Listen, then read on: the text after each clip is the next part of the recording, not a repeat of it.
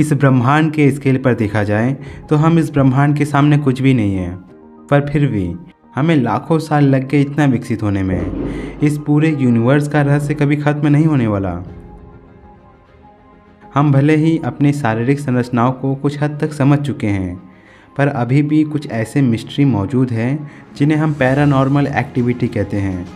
हमारे शरीर में ऐसे ऐसे रहस्य मौजूद हैं जिन्हें समझने के लिए हमारे पास बहुत ही कम जानकारी है।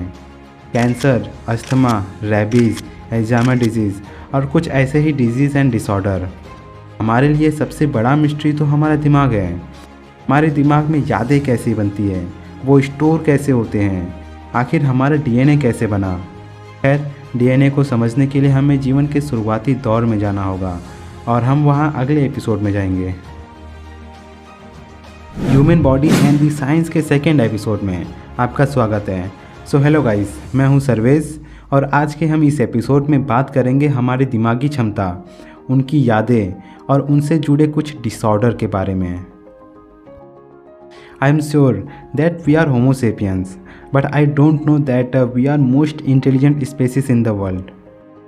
और इससे बड़ी चौंकाने वाली बात तो ये है कि हमें अब तक ये भी नहीं पता कि इस पृथ्वी पर कितने ह्यूमन स्पीसीज एग्जिस्ट करते थे, मगर वो सब अब विलुप्त हो चुके हैं। हम होमो सेपियंस कभी अकेले नहीं थे। आज से करीब 3 लाख साल पहले होमो सेपियंस यानी कि हम लगभग 8 मानव प्रजातियों के साथ रहते थे, जो कि अब विलुप्त हो चुके हैं। मगर आज से 15,000 साल पहले डेनिसोवेंस नाम की एक मानव प्रजाति के साथ हम अपना गुफा साझा करते थे। पृथ्वी पर अब तक कई मानव प्रजाति रह चुके हैं।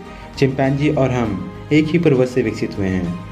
ये तय करने के लिए अगर मानव वह सब कुछ है जो आज से लगभग 6 से 7 मिलियन ईयर पहले प्राचीन चिंपैंजी से अलग होने के बाद आया था, तो ह्यूमन के लगभग 21 स्पीसीज होने चाहिए। Smithsonian national museum of natural history ने लगभग 21 स्पीसीज को खोजा है, जो कि ज़्यादातर वैज्ञानिकों द्वारा ये मान्यता भी दिया जा चुका है। यहाँ कई सारे मानव प्रजाति विलुप्त हो गए, मगर क्यों?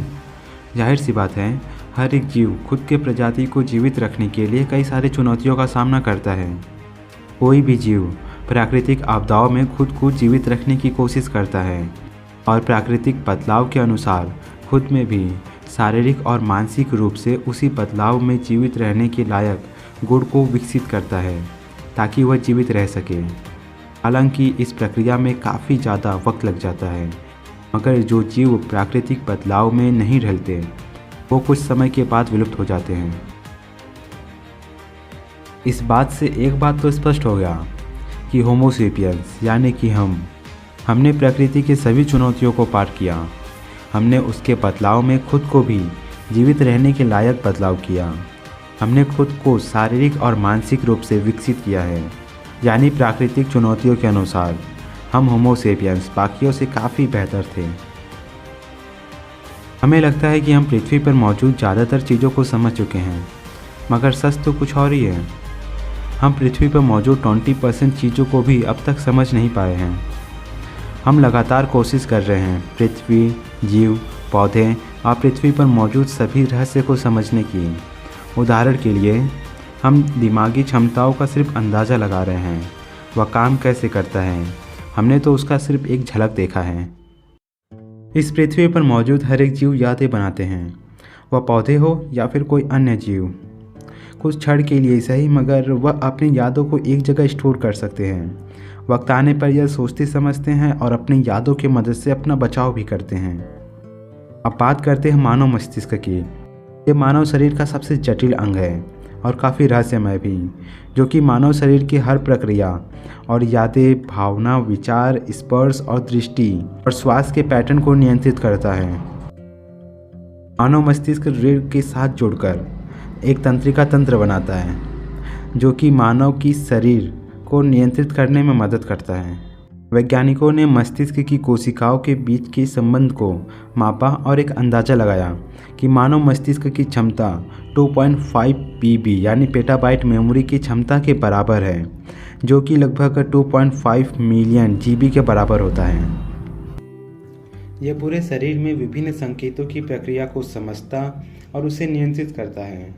बहुत सारे संदेश या फिर मैसेज माइंड के अंदर सुरक्षित रहते हैं और बाकी बचे हुए संदेश रीढ़ की हड्डी और शरीर के तंत्रिकाओं द्वारा संचालित किए जाते हैं। हमारा CNS या सेंट्रल नर्वस सिस्टम असंख्य न्यूरॉन सेल पर निर्भर करता है। प्रत्येक न्यूरॉन्स में हजारों रिसेप्टर होते हैं और एक मस्तिष्क की क्षमता न्यूरॉन्स के बीच नेटवर्क की ताकत पर निर्भर करता है। ये साइनेप्स के आकार से जुड़े होते हैं।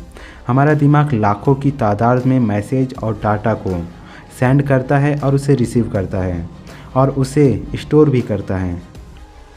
दिमाग कॉर्टेक्स से मैसेज को निर्देशित करता है, जहां मस्तिष्क की न्यूरॉन्स यादों को स्टोर करने के लिए हिप्पोकैम्पस को भेजती है, जो मेमोरी, लर्निंग और डायरेक्शन फाइंडिंग और स्पेस की धारणा को बनाता है।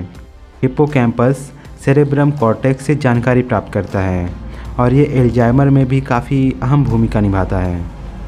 हमारे दिमाग में लगभग 86 बिलियन न्यूरॉन्स और विभिन्न न्यूरोग्लिया है, जो कि न्यूरॉन्स की एक सहायक प्रणाली के रूप में काम करते हैं।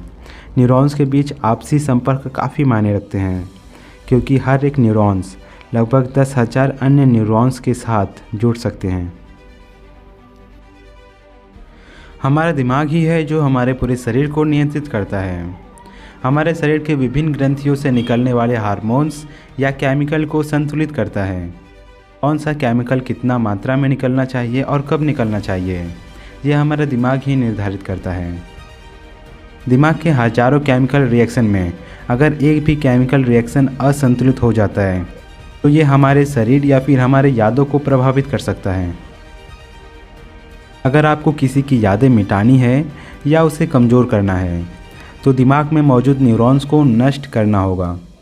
अगर हम बात करें अल्जाइमर डिजीज़ की, तो ये एक परफेक्ट उदाहरण है, जो हमारे यादें, सोच, सीखने की क्षमता और मौजूदा स्किल्स को प्रभावित करता है।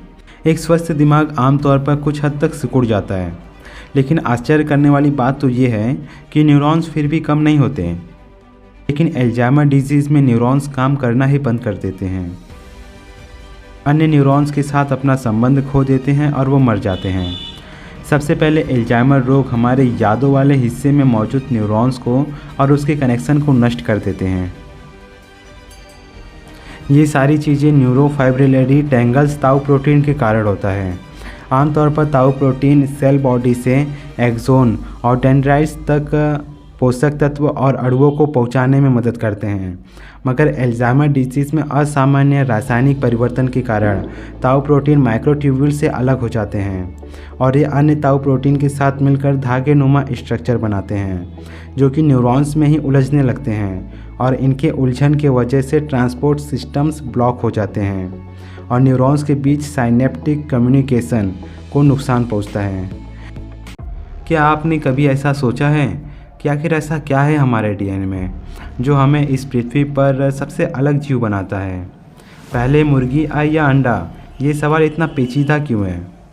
आखिर हम अपने बॉडी पार्ट्स को रीजनरेट क्यों नहीं कर सकते हैं? और ये डीएनए रीप्रोग्रामिंग क्या है? इन्हीं सारे सवालों का जवाब लेकर हम मिलेंगे आपसे अगले एपिसोड में। तब तक के लिए जय हिंद।